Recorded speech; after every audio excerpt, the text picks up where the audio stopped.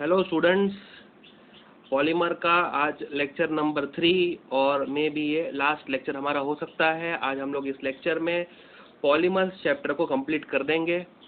जल्दी से हम लोग क्विक रिवीजन कर लेते हैं कि पॉलीमर्स चैप्टर में अब तक हम लोगों ने क्या क्या कंप्लीट किया है, और थोड़ा पोर्शन जो रिमेनिंग है वो आज के लेक्चर में मैं आपको कंप्लीट करवा देता हूँ। देखिए, पॉलीमर्स मैंने आपको बताया था कि बहुत इंपॉर्टेंट चैप्टर है। मल्टीपल चॉइस क्वेश्चन 3 मार्क के पूछे जाते हैं और थियरी ऑप्शन में 2 मार्क की पूछी जाती है। ठीक है, पॉलीमर का मतलब मैंने आपको समझाया था, जिसके मैनी पार्ट्स होते हैं, जो मैक्रोमोलिक्यूल्स होता है, उन्हें हम लोग पॉलीमर्स कहते हैं। ठीक है, इनकी जो रिपीटिंग स्ट्रक्चरल यूनिट्स होती हैं बेटा, क्या कहते हैं उसको? मोनोमर्स। ठीक है, और इस प्रोसेस को, जिससे मोनोमर से पॉलीमर बनाने की प्रोसेस को हम लोग क्या कहते हैं? पॉलीमराइजेशन। और मैंने कुछ पॉलीथीन और पॉलीविनाइल क्लोराइड आप लोगों को बना के दिखाया था। उसके बाद में हम लोगों ने पॉलीमर्स का क्लासिफिकेशन शुरू किया था। मैंने कहा था आप लोगों को कि क्लासिफिकेशन बेस्ड अगर डायरेक्ट क्वेश्चन आपको 2 मार्क के लिए नहीं भी पूछे जाते हैं, तो इसका अल्टीमेटली आप लोगों को मल्टीपल चॉइस क्वेश्चन में बहुत काम आने वाला है। क्लासिफिकेशन ऑफ पॉलीमर्स को आप लोग रिवाइज कीजिए अच्छे से। हम लोगों ने किस किस के बेसिस पे क्लासिफाई किया है? सबसे पहला था based on the source. Source के बेसिस पर we can classify polymers into natural polymers, semi synthetic polymers और सिंथेटिक पॉलीमर्स। ये 3 क्लासिफिकेशन विद एग्जांपल मैंने आपको समझाया था। ये पहला क्लासिफिकेशन था जो कि सोर्स के बेसिस पे था। अच्छा, बाद में फिर हम लोगों ने पॉलीमर्स का क्लासिफिकेशन उसके स्ट्रक्चर के बेसिस पे किया था। उसके अंदर हम लोगों ने लीनियर पॉलीमर्स को इंक्लूड किया था। और लास्ट टाइम पे इनफैक्ट मैंने आप लोगों को प्रूफ भी करके बताया था कि जो HDP होता है दैट इज लीनियर पॉलीमर। ठीक है, लीनियर पॉलीमर के बाद में हम लोगों ने ब्रांच्ड चेन पॉलीमर्स देखा था, और उसके बाद में क्रॉस लिंक्ड पॉलीमर, जिसको नेटवर्क पॉलीमर भी बोलते हैं, ये हम लोगों ने बातचीत करी थी।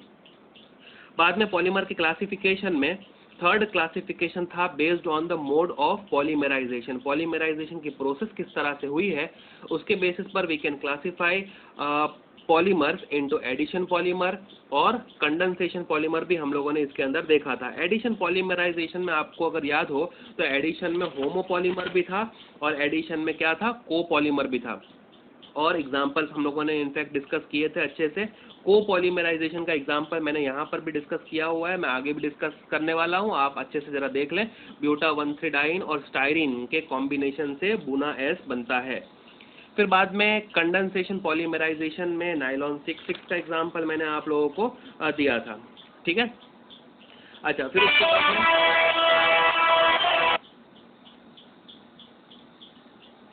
बाद में फिर हम लोगों ने फोर्थ वे ऑफ क्लासिफिकेशन देखा था, that is based on the molecular forces. Molecular forces के बेसिस पे हम लोगों ने 4 वेज में क्लासिफाई किया था। ये थियरी क्वेश्चन में आपसे पूछा भी जा सकता है 2 मार्क्स के लिए। आप लोग इसको अच्छे से नोट्स बना के याद करेंगे। सबसे पहला था इसके अंदर इलास्टोमर्स, और उसके बाद में हम लोगों ने देखा था फाइबर्स, और उसके बाद में हमने देखा था थर्मोप्लास्टिक्स पॉलीमर। देखिए, थर्मोप्लास्टिक पॉलीमर्स और थर्मोसेटिंग में बेसिक डिफरेंस आपको समझ में आना चाहिए। जिसको हम लोग रिपीटेडली हीट करके सॉफ्टन कर सकते हैं और कूलिंग करके हार्ड कर सकते हैं, उनको थर्मोप्लास्टिक्स कहते हैं। तो इसलिए हम लोग बोलते हैं कि इनको घड़ी घड़ी हम लोग रीयूज कर सकते हैं। जबकि थर्मोसेटिंग में हम लोग कहते हैं कि इनफ्यूजिबल मास बन जाता है हीट करने से। इसका मतलब यह है कि रिपीटेडली हम लोग उसको यूज कर सकते नहीं हैं। और इसमें सबसे इंपॉर्टेंट बात जो मल्टीपल चॉइस क्वेश्चन के लिए मैंने आप लोगों को बताई थी, जब आप क्वेश्चन सॉल्व करेंगे तो आप लोग देखेंगे कि ये मल्टीपल चॉइस क्वेश्चन में किस तरह से क्वेश्चन पूछे जा रहे हैं। ठीक है, फाइबर्स के अंदर इंटरमॉलिक्यूलर फोर्स ऑफ अट्रैक्शन सबसे ज्यादा होती है, बाद में थर्मोप्लास्टिक्स आते हैं, और बाद में इलास्टोमर्स आते हैं। इलास्टोमर्स के अंदर इंटरमॉलिक्यूलर फोर्स ऑफ अट्रैक्शन सबसे वीक होती है। तो ये थर्मोप्लास्टिक पॉलीमर्स देखने के बाद में हम लोगों ने थर्मोसेटिंग पॉलीमर्स देखा था, और बाद में फिर हम लोगों ने क्लासिफिकेशन को वाइंड अप कर दिया था, और हमने ये कहा था कि अब एडिशन पॉलीमराइजेशन, कंडेंसेशन पॉलीमराइजेशन, कोपॉलीमराइजेशन, इन सबको अब डिटेल में पढ़ना है, और इनके अंदर बहुत सारे प्रिपरेशन, प्रॉपर्टीज और यूजेस वगैरह हमको देखनी है।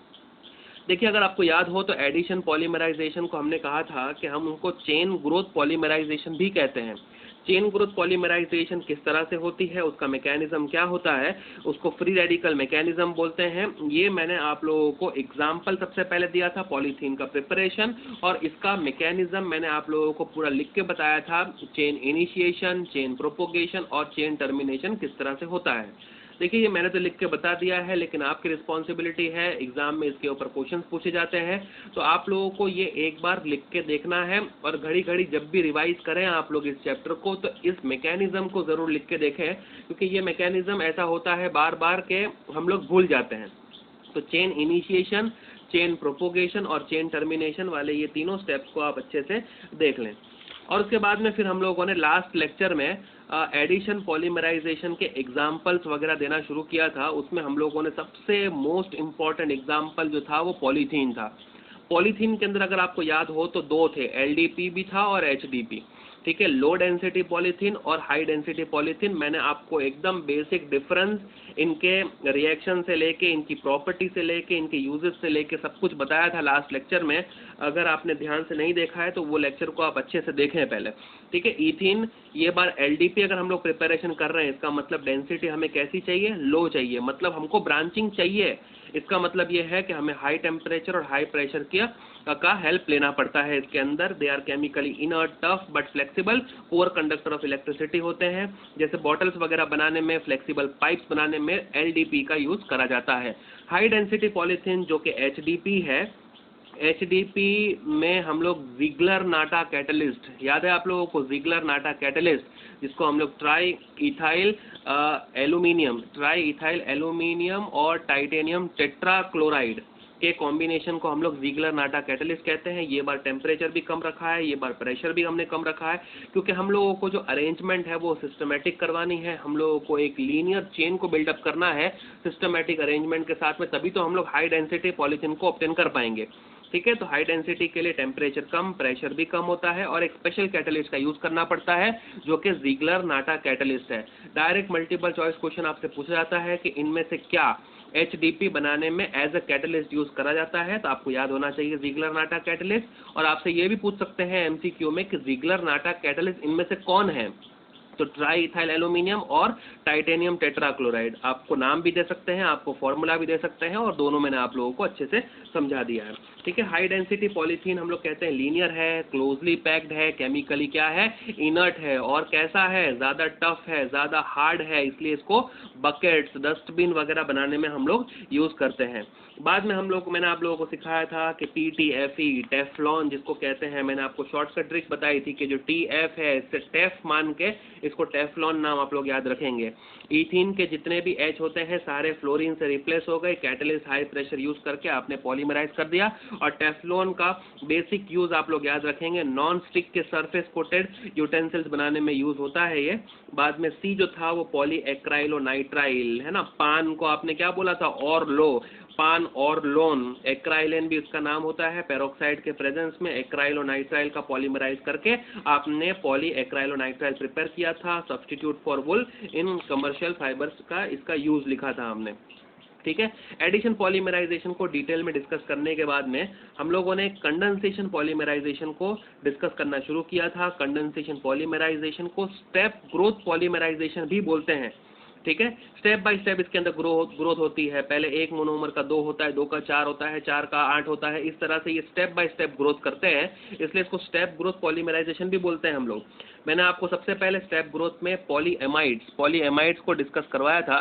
पॉलीएमाइड्स में 2 एग्जाम्पल हमने लिए थे, नाइलॉन 6, नाइलॉन 6, ठीक है। तो नाइलॉन 6 में आप लोगों ने 2 मोनोमर्स के नाम याद करे थे, आई होप आप लोग को अभी तक याद है वो, हेक्सामिथिलीन डायमीन और एडिपिक एसिड। इनका स्ट्रक्चर किस तरह से वो H2O को लूज करके नाइलॉन 6 बनाते हैं, ये आप लोगों को मैंने डिटेल में डिस्कस करवाया था। और इनके जो यूजेस हैं वो ब्रशेस के अंदर ब्रिजल्स बनाने में यूज होते हैं, और टेक्सटाइल इंडस्ट्रीज में भी ये वाइडली यूज होते हैं।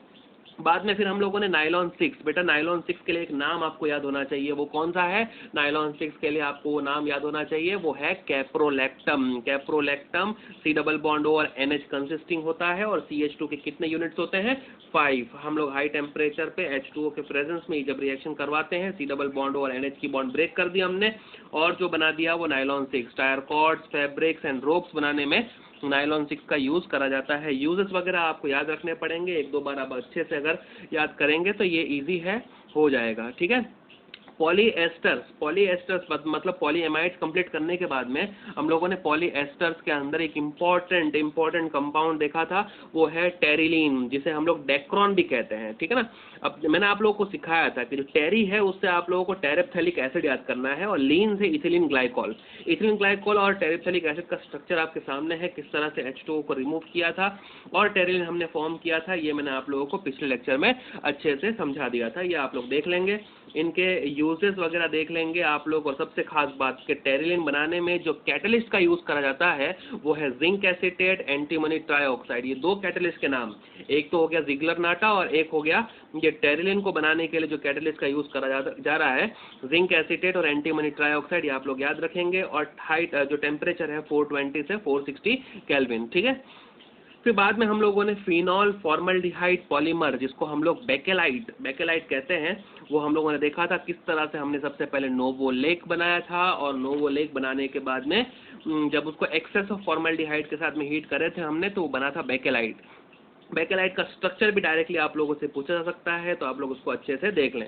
कोम्स बनाने में, इलेक्ट्रिकल स्विचेस, बहुत सारे यूटेंसिल्स के हैंडल्स बनाने में बेकेलाइट का यूज होता है। और लास्ट में हम लोगों ने मेलामाइन फॉर्मल्डिहाइड पॉलीमर पे इस लेक्चर को खत्म किया था, लास्ट लेक्चर को खत्म किया था। वो है मेलामाइन आप लोगों ने 6 नाइट्रोजन कंटेनिंग कंपाउंड बताया था मैंने, और फिर फॉर्मल्डिहाइड की रिएक्शन करके उसका पॉलीमराइजेशन करवा के मेलामाइन पॉलीमर मैंने फॉर्म किया था, और वो अनब्रेकेबल क्रॉकरीज बनाने में यूज होता है। ये हम लोगों ने अपने लास्ट लेक्चर में देख लिया था, ठीक है। तो हम लोगों ने जब डिटेल में डिस्कस करना शुरू किया तो एडिशन पॉलीमराइजेशन के साथ साथ में हम लोगों ने कंडेंसेशन पॉलीमराइजेशन को डिटेल में कंप्लीट कर लिया। देखिए, वैसे तो मैंने कोपॉलीमराइजेशन का एग्जांपल आप लोगों के साथ में पहले ही डिस्कस कर दिया है क्लासिफिकेशन में, बुना एस का प्रिपरेशन, लेकिन फिर भी हम लोग कोपॉलीमराइजेशन एक हेडिंग डाल के हम लोग फिर से एक बुना एस का प्रिपरेशन देख लेते हैं, उसकी प्रॉपर्टी और उसके यूजेस देखने के बाद में, और फिर हम लोग रबर और बायोडिग्रेडेबल पॉलीमर कंप्लीट करके इस चैप्टर को वाइंड अप करेंगे, ठीक है।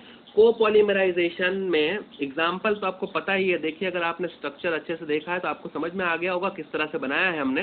देखिए, buta 1,3 diene, CH2 double bond CH single bond CH double bond CH, तो आपको ये पता है 4 कार्बन है, ब्यूटा 1 के बाद डबल बॉन्ड, 3 के बाद डबल बॉन्ड, ब्यूटा 1,3 डाइईन, ठीक है।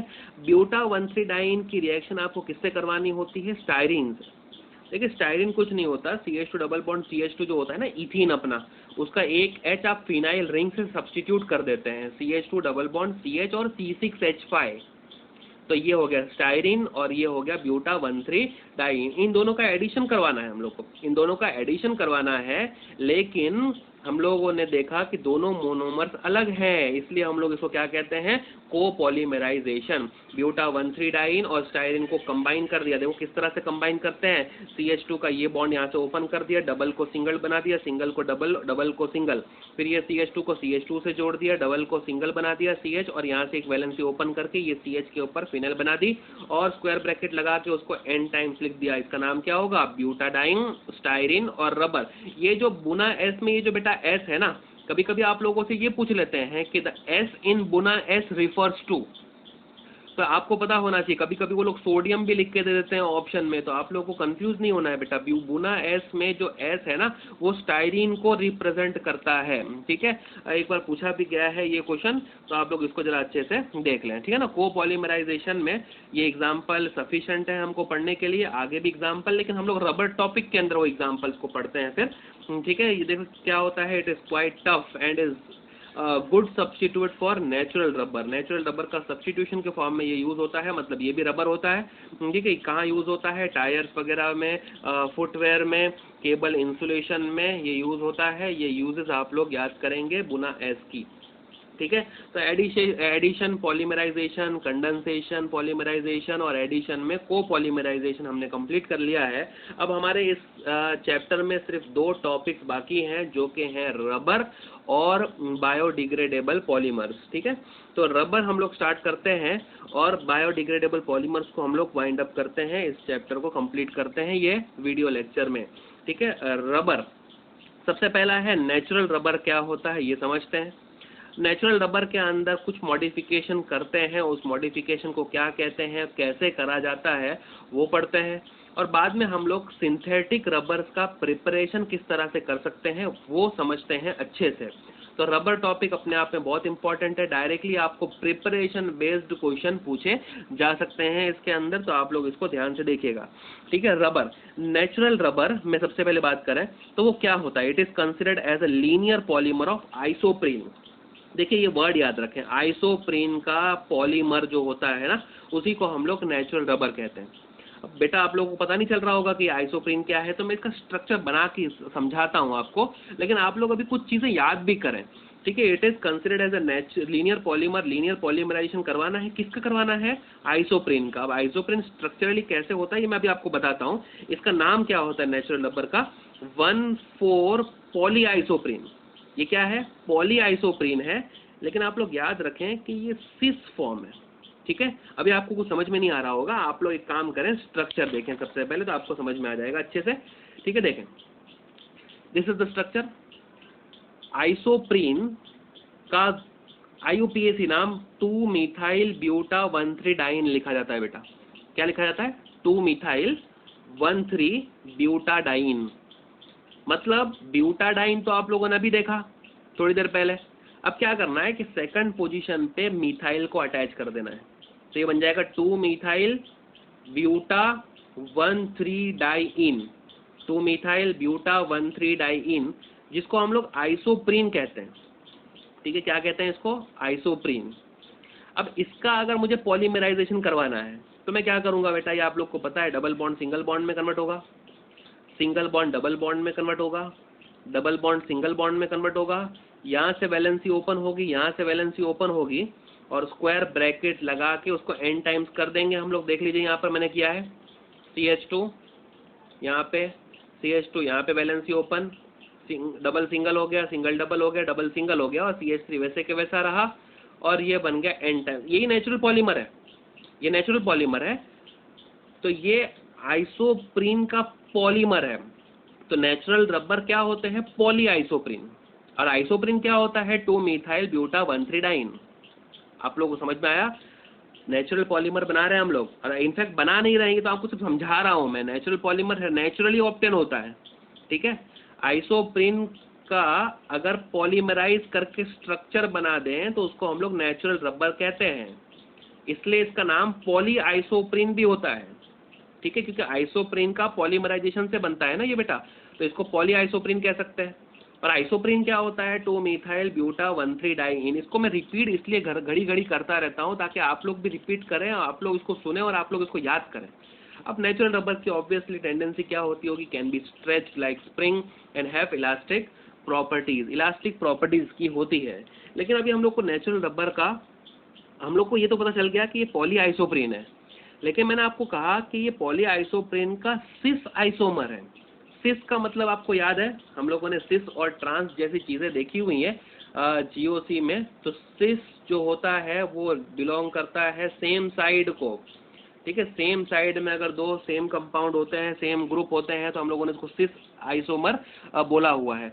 ठीक है, तो अब ये नेचुरल रबर का स्ट्रक्चर मैं बना के आप लोग को दिखाता हूँ तो आप लोगों को समझ में आएगा। देखिए ये है अपना,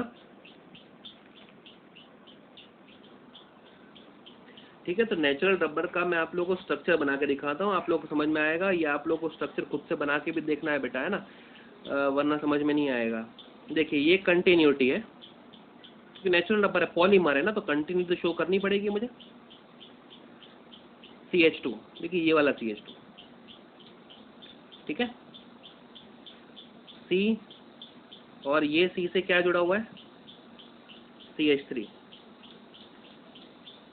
डबल बॉन्ड है, और ये C से एक H जुड़ा हुआ है और एक CH2। देखिए इसी को मैंने यहाँ पे ऐसे बनाया है, कार्बन कार्बन, देखिए carbon carbon double bond, carbon carbon double bond.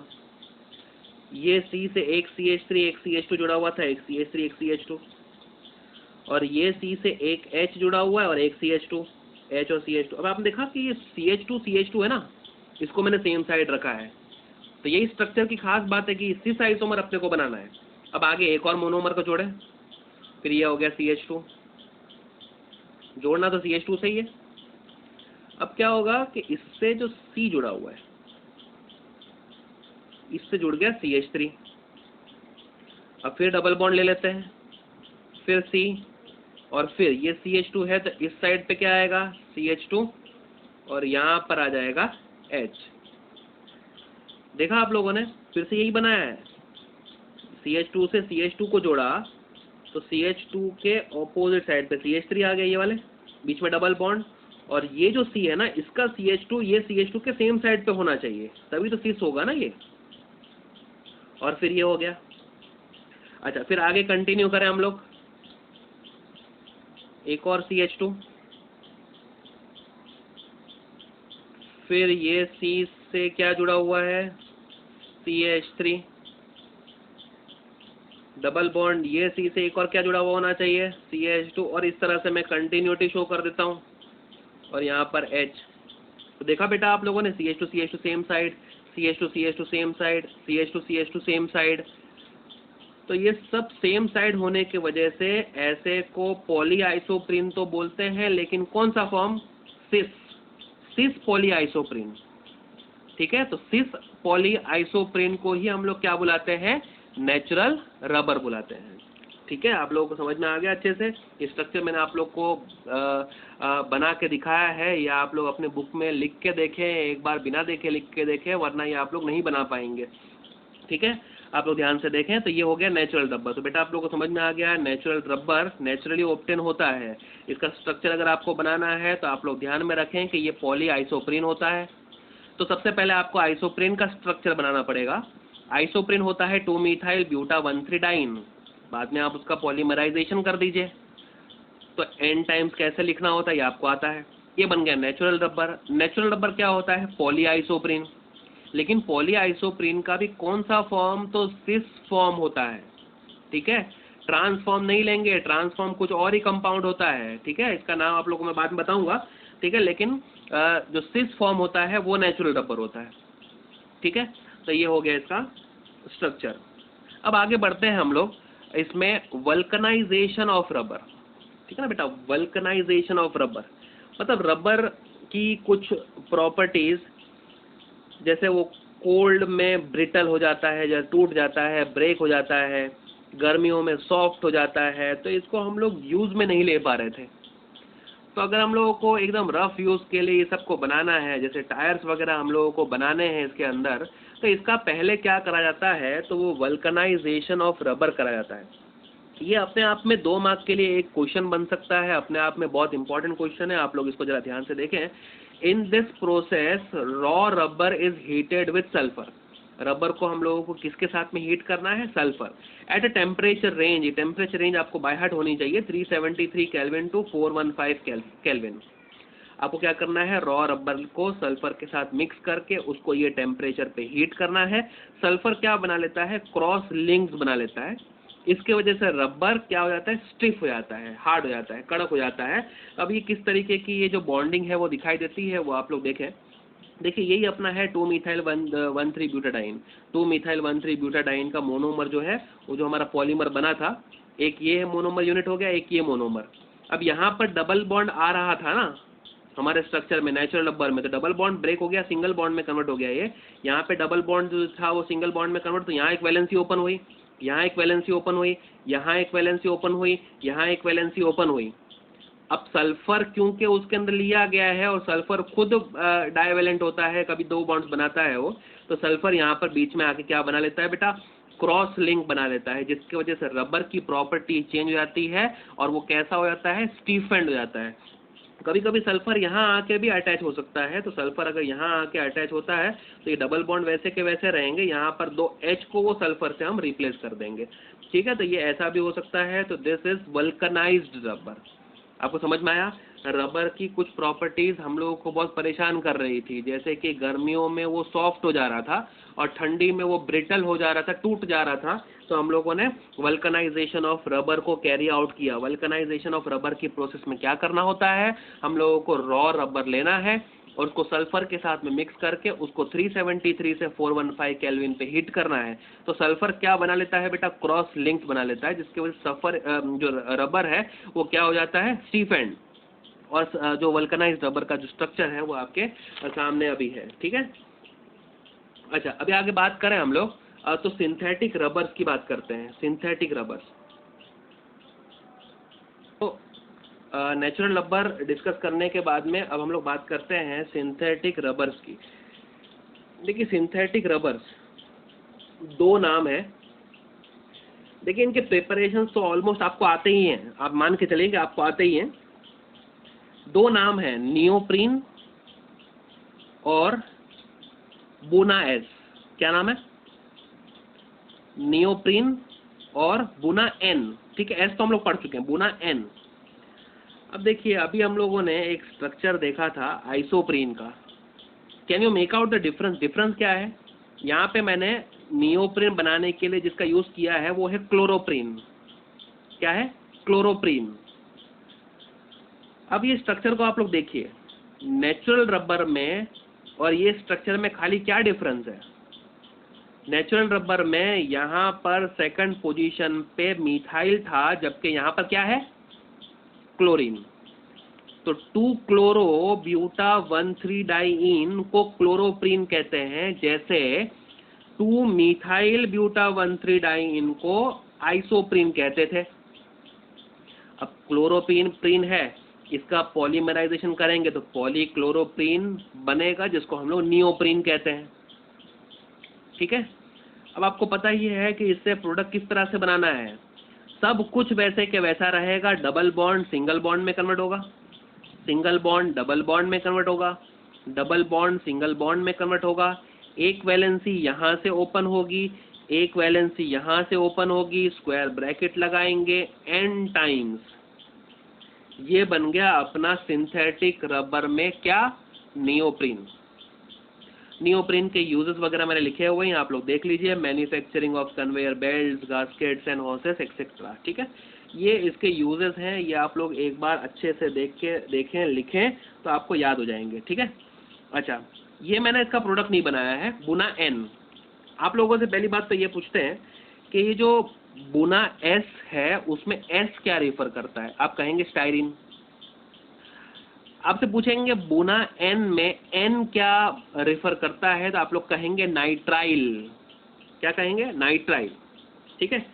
जैसे इसका नाम आपको पता है ना, इसका नाम क्या है? ब्यूटा 1,3-डाइईन। बुना एस में भी हम लोगों ने इसको तो यूज करा ही है। अब बुना एन में स्टाइरिन यूज नहीं करेंगे, इसकी जगह पे आपको इसका नाम याद है? इसका नाम क्या है?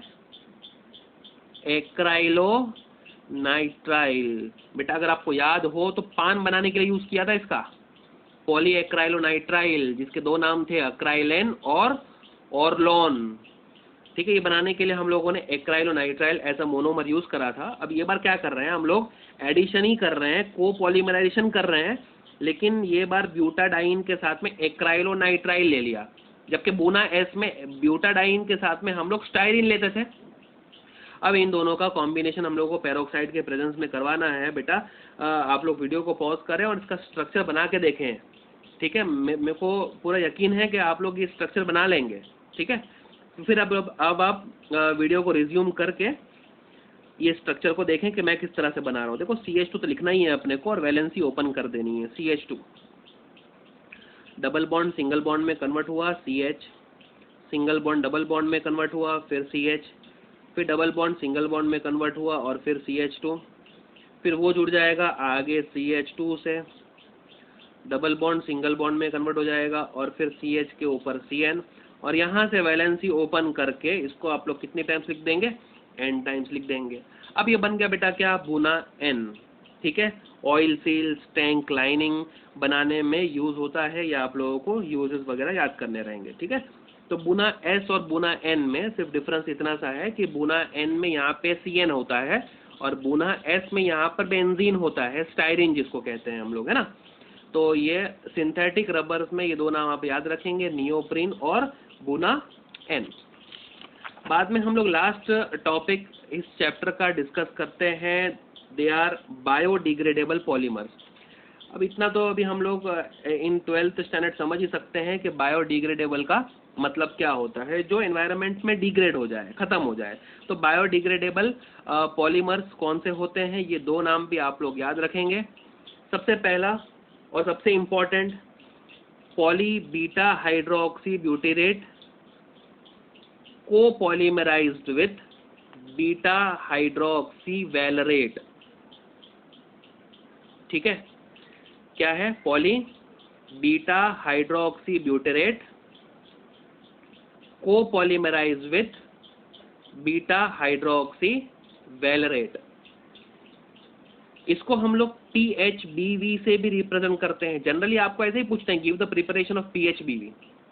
ठीक है, अब इसका फुल फॉर्म ये था कि ये पॉली है, हाइड्रोक्सी ब्यूटेरेट है और हाइड्रोक्सी वैलरेट है। अभी आप लोगों को नाम भी नहीं समझ में आ रहा होगा कि हाइड्रोक्सी ब्यूटेरेट वैलरेट ये सब क्या बातें हो रही हैं। तो इनके मैं आपको IUPAC नाम बताने के बाद में इसका प्रिपरेशन लिख के बताता हूँ।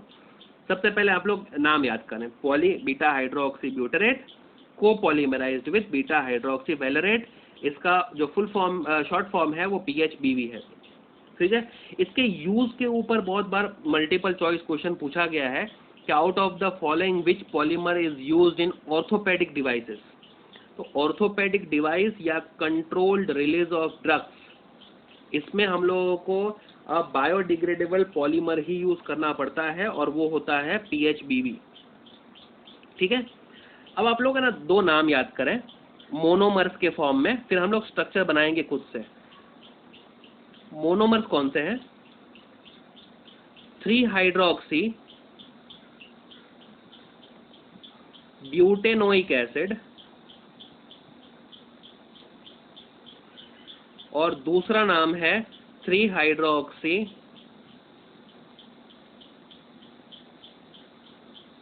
Pentanoic acid. जैसे हम लोग बोल रहे थे ना बीटा हाइड्रोक्सी ब्यूटेरेट, बीटा हाइड्रोक्सी वैलरेट, तो इसको मैंने एकदम सिंप्लीफाई कर दिया मोनोमर्स के फॉर्म में, 3 हाइड्रोक्सी ब्यूटेनोइक एसिड और 3 हाइड्रोक्सी पेंटेनोइक एसिड। ठीक है, 3 हाइड्रोक्सी ब्यूटेनोइक एसिड और 3 हाइड्रोक्सी पेंटेनोइक एसिड। अब ये मोनोमर्स को हम लोग बनाते हैं, देखना मैं किस तरह से बना रहा हूँ। पहले तो ये 3 हाइड्रोक्सी ब्यूटेनोइक एसिड मुझे बनाना है। तो ब्यूटेनोइक एसिड मतलब C डबल बॉन्ड O और OH तो होगा ही होगा, और यही कार्बन नंबर 1 होगा क्योंकि यही सीनियर फंक्शनल ग्रुप है। फर्स्ट कार्बन हो गया, ये हो गया सेकंड कार्बन, ये हो गया थर्ड कार्बन, जिससे हमें जोड़ना है किसको? OH को, क्योंकि यहाँ पे लिखा है ना बेटा 3 हाइड्रोक्सी, 1 2 3 3 पे हाइड्रोक्सी। लेकिन क्योंकि ये ब्यूटेनोइक एसिड है तो हमें 4 कार्बन की रिक्वायरमेंट भी पूरी करनी है, 1 2 3, और ये 4th कार्बन को मैं बना देता हूँ नीचे।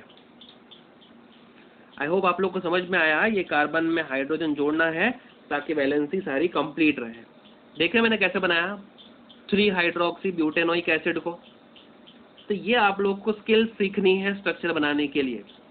अब ये बन गया मेरा 3 हाइड्रोक्सी ब्यूटेनोइक एसिड, इसके N मोनोमर्स मैंने ले लिए हैं। अब इसकी रिएक्शन फिर से 3 हाइड्रोक्सी पेंटेनोइक एसिड से करवानी है। आप लोग स्ट्रक्चर देख सकते हैं, खुद से भी बना सकते हैं।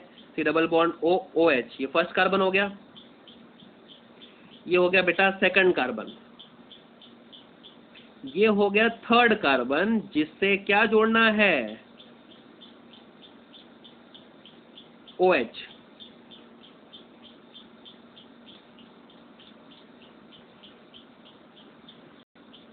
ठीक है, और क्योंकि ये पेंटेनोइक एसिड है ना बेटा 1 2 3,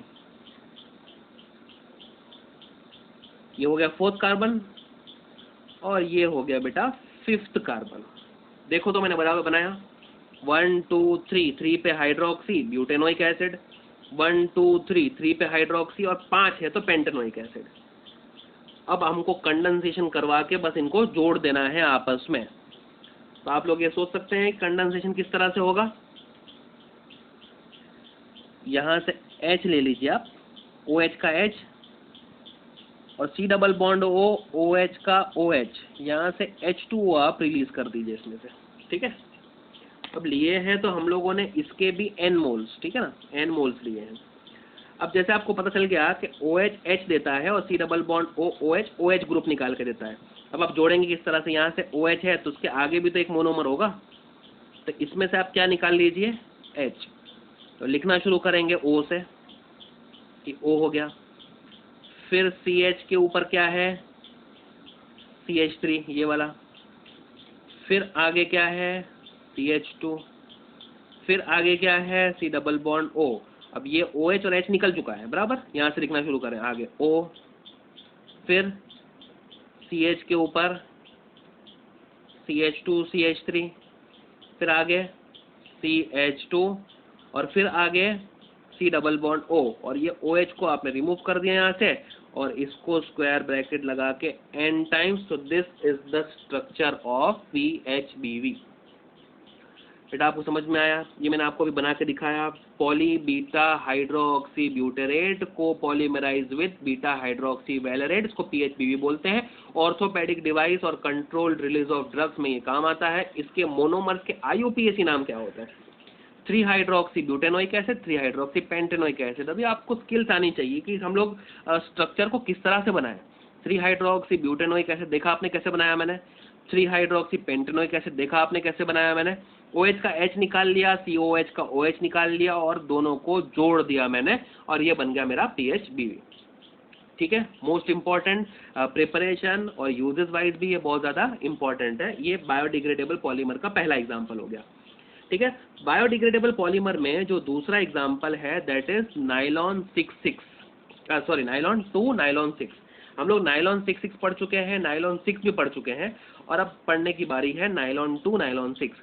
अब देखो ये 2 और ये 6 को देख के आप समझ गए होंगे कि एक मोनोमर के अंदर 2 कार्बन होने चाहिए और एक मोनोमर के अंदर 6 कार्बन होने चाहिए। ठीक है, अब दो कार्बन वाला मोनोमर मैं आपको बना के दिखाता हूँ। जैसे लिखे हम लोग NH2 CH2 और ये आ गया C डबल बॉन्ड O और OH।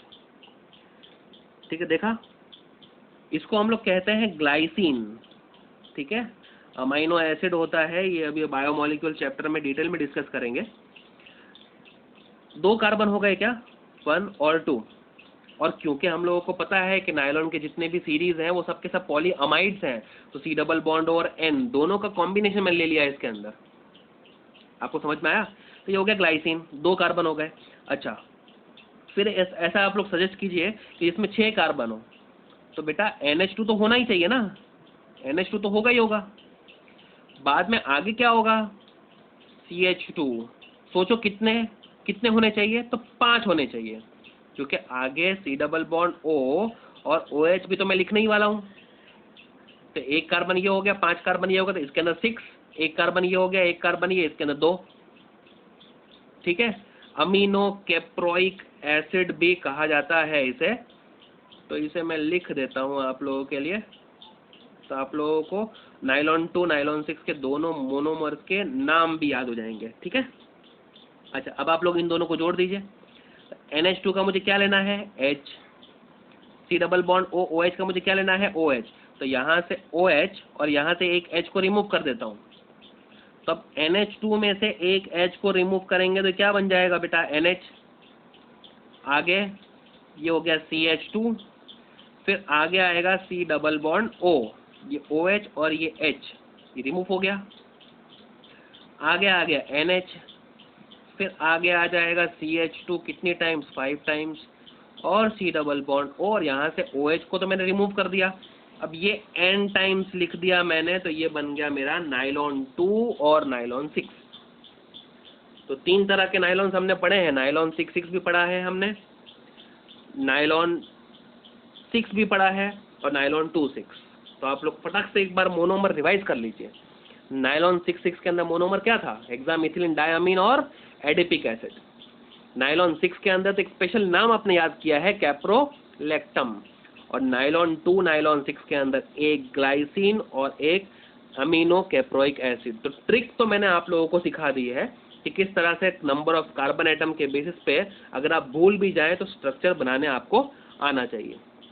ठीक है, तो that is all about this chapter polymer chapter को मैंने डिटेल में आप लोगों के साथ में पूरा का पूरा डिस्कस कर दिया। छोटा सा चैप्टर था ये, 3 लेक्चर्स में हम लोगों ने इसको कंप्लीट कर लिया है। और ये आप लोग अगर अच्छे से प्रिपेयर कर लेते हैं तो एग्ज़ाम में आपके 5 मार्क्स कन्फर्म हो जाते हैं। ठीक है, तो आज आप लोग इस लेक्चर को अच्छे से देखें, इसकी नोट्स बनाएं, इसके प्रिपरेशंस वगैरह याद करें आप लोग अच्छे से। फिर 1-2 दिन में मैं आप लोगों के साथ में व्हाट्सएप पे इसके क्वेश्चन बैंक को शेयर कर दूंगा। ठीक है, तो हम लोग अभी तक केमिस्ट्री में 2 चैप्टर्स को डिटेल में कंप्लीट कर चुके हैं, हेलो अल्केन्स, हेलो अरीन्स और पॉलीमर्स। ठीक है, मैंने आपको बताया था कि मिड टर्म में हम लोग टोटल 4 चैप्टर्स लेने वाले हैं, जिसमें 2 हम लोगों ने कंप्लीट कर लिए हैं और तीसरा हम लोग अभी नेक्स्ट लेक्चर से स्टार्ट भी करने वाले हैं।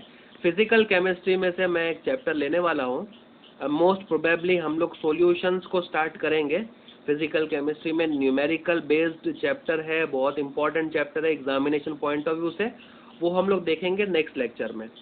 आप लोगों का काम ये होगा बेटा कि ये जो 2 चैप्टर हैं वो आप लोग एक रिवीजन शेड्यूल बनाएं अपना। देखिए जैसे जैसे अभी हम लोग नंबर ऑफ चैप्टर्स बढ़ाते जाएंगे, 2 के बाद 3 हो जाएंगे, 3 के बाद 4, ऐसे करते करते हम लोगों को इसके अंदर पूरी एनसीईआरटी कंप्लीट करनी होती है। तो देखिए हम लोग तो पढ़ाते जाते हैं, लेकिन आप लोगों के लिए सबसे ज़्यादा इम्पोर्टेंट जो काम होता है वो करना रिवीजन। तो रिवीजन के लिए आप लोग हफ्ते में एक स्लॉट तो अपना फिक्स कर लीजिए कि संडे के दिन मैं 2 घंटा फिजिक्स रिवाइज करूँगा, 2 घंटा केमिस्ट्री रिवाइज करूँगा और 2 घंटा मैथमेटिक्स या बायोलॉजी में रिवाइज करूँगा। तो रिवीजन ये मोस्ट इम्पॉर्टेंट रहेगा। अगर आप लोग सिर्फ एक बार पढ़ लिए और उसके बाद में आप आगे बढ़ते गए और पिछला भूलते गए तो भी आप लोगों को कुछ इसका एडवांटेज नहीं होगा। मैंने आप लोगों को बताया था कि हेलो अल्केन्स, हेलो अरीन्स की हम लोग test as soon as possible लेने वाले हैं। मैंने आप लोगों के साथ में क्वेश्चन बैंक भी शेयर कर ली है, वो भी आप लोग अच्छे से कंप्लीट कर लीजिए। उसी में से मैं क्वेश्चंस आप लोगों को देने वाला हूँ टेस्ट पेपर में, तो वो आप लोग कंप्लीट कर लीजिए। फिर उसके बाद में हम लोग कुछ दिनों के बाद में इस चैप्टर की भी टेस्ट रखेंगे और नेक्स्ट लेक्चर से हम लोग अब सॉल्यूशन चैप्टर को स्टार्ट करने वाले हैं। ठीक है, आई होप बच्चों आप लोगों को ये चैप्टर्स समझ में आ गए हैं अच्छे से। प्रैक्टिस से आप लोग परफेक्ट बन जाएंगे। ठीक है, तो आज के लेक्चर में इतना ही। मिलते हैं हम लोग नेक्स्ट लेक्चर में। Good bye, take care, thank you very much.